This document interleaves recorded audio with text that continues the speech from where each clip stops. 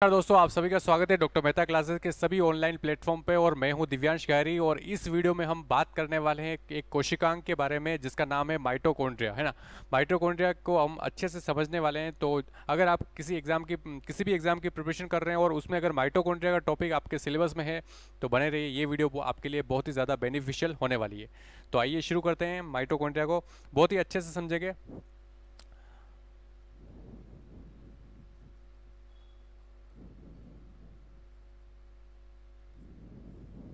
है ना। माइटोकॉन्ड्रिया, चलिए तो शुरू करते हैं। सबसे पहले माइटोकॉन्ड्रिया का डायग्राम हम समझेंगे। डायग्राम के बाद हम पॉइंट्स कवर करेंगे। तो अगर डायग्राम की बात करें तो देखिए, माइटोकॉन्ड्रिया का जो शेप होता है वो कुछ ऐसा होता है ना। 3D में अगर देखें तो अब मैं क्या कर रहा हूँ, इसका मैं टी एस ले रहा हूँ, है ना। इसको अगर कट करें और इधर अपन वापस बना रहे हैं, ठीक है, तो आपको कुछ ऐसा दिखेगा। ठीक है, कलर मैं चेंज कर लेता हूँ ताकि थोड़ा सा आपको समझ में आएगा। ठीक है, इसके अंदर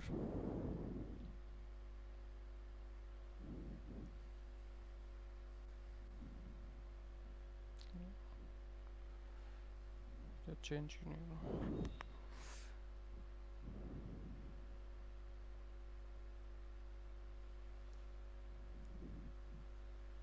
चलिए कलर चेंज हो गया है। फिर देखिए अब मैं बना रहा हूँ वापस। आप देखिए ऐसे शेप्स होता है ना। जो इसकी इनर मेम्ब्रेन है वो अंदर अंतर्वलित हो जाती है ना। इनर जो मेम्ब्रेन है वो अंतर्वलित हो जाती है और ये वलन जो होते हैं इनको बोलते हैं क्रिस्टी। क्या बोलते हैं? क्रिस्टी, है ना।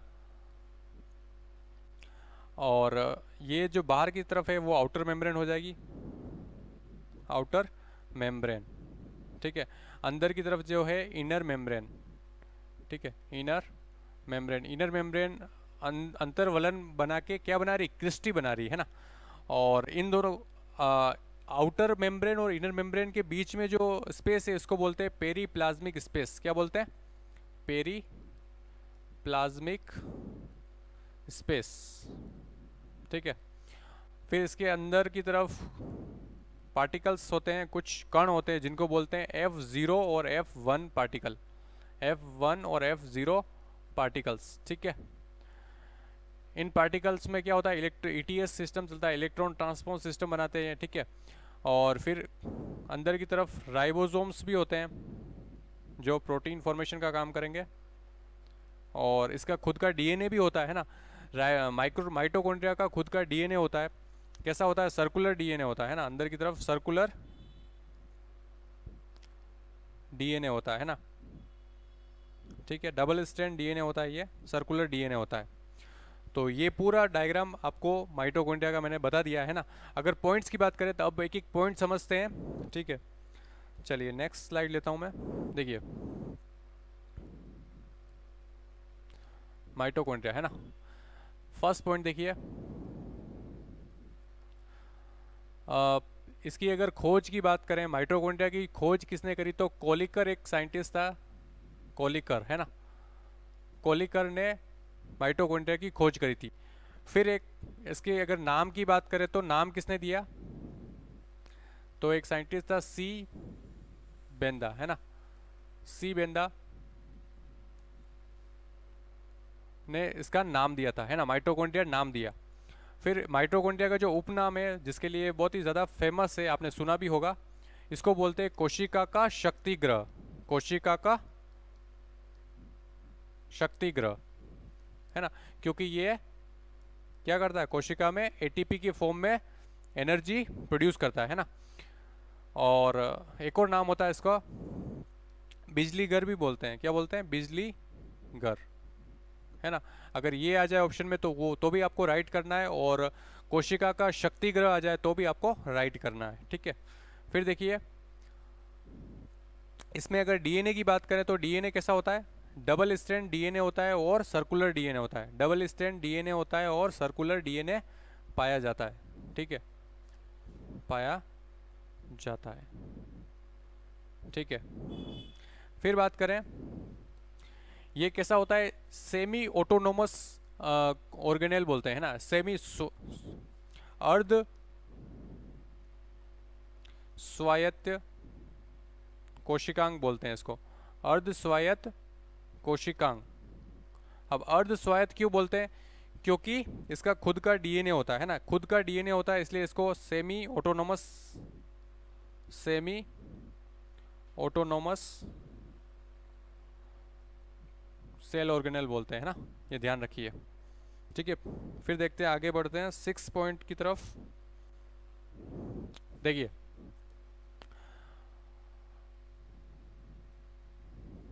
फिर बात करते हैं इसमें इसके जो बाहरी आउटर शेल हो गई है ना, आउटर शेल, इनर शेल जो होती है, वो इनर जो मेम्ब्रेन होती है, इनर मेम्ब्रेन जो होती है, इनर मेम्ब्रेन जो होती है, इनर मेम्ब्रेन जो होती है वो क्या बनाती है?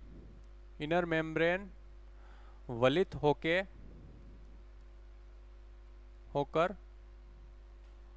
क्रिस्टी बनाती है। क्या बनाती है?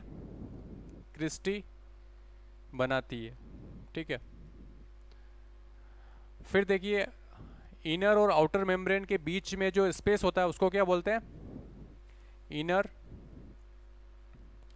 और आउटर मेम्ब्रेन के बीच के स्थान को क्या बोलते हैं? पेरीप्लाज्मिक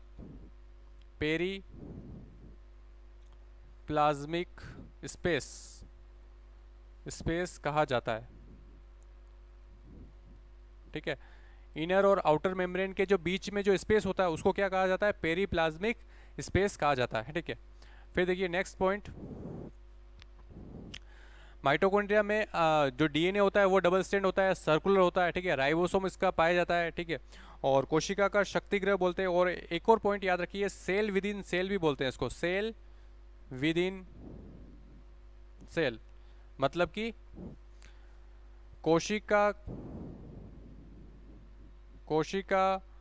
की कोशिका।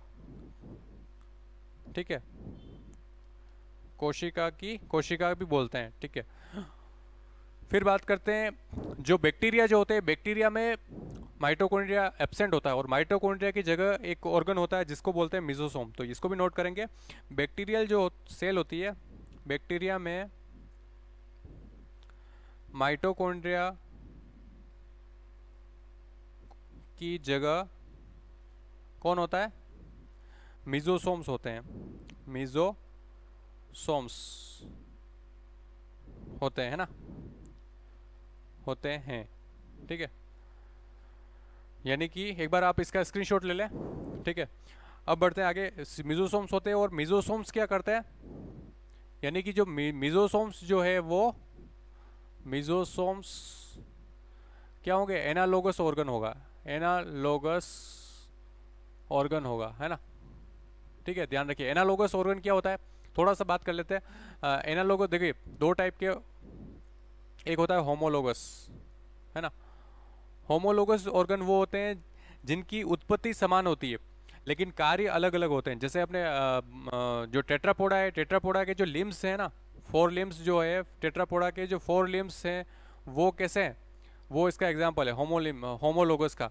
और जो ऑर्गन उत्पत्ति में डिफरेंट होते हैं बट कार्य में एक जैसे होते हैं, जैसे मिजोसोम्स क्या है, वो भी अलग ऑर्गेनेल है, और जो माइटोकॉन्ड्रिया वो भी अलग है, लेकिन दोनों का काम सेम है, दोनों एनर्जी प्रोडक्शन कर रहे हैं। वो बैक्टीरिया में करता है और माइटोकॉन्ड्रिया बहुत सारे अलग अलग ऑर्गेनिज्म में पाया जाता है, बट उनका काम सेम है ना। उत्पत्ति जो यहाँ पे नोट कर सकते हैं आप, उत्पत्ति जो होती है वो भिन्न होती है, उत्पत्ति होगी वो भिन्न होगी लेकिन कार्य समान होगा, कार्य समान होगा।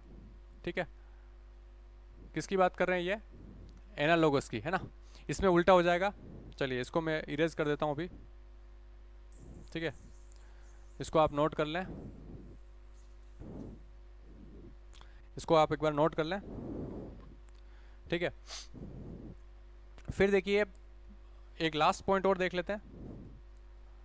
हाँ, क्रिस्टी जो होती है, क्रिस्टी पर क्या होता है?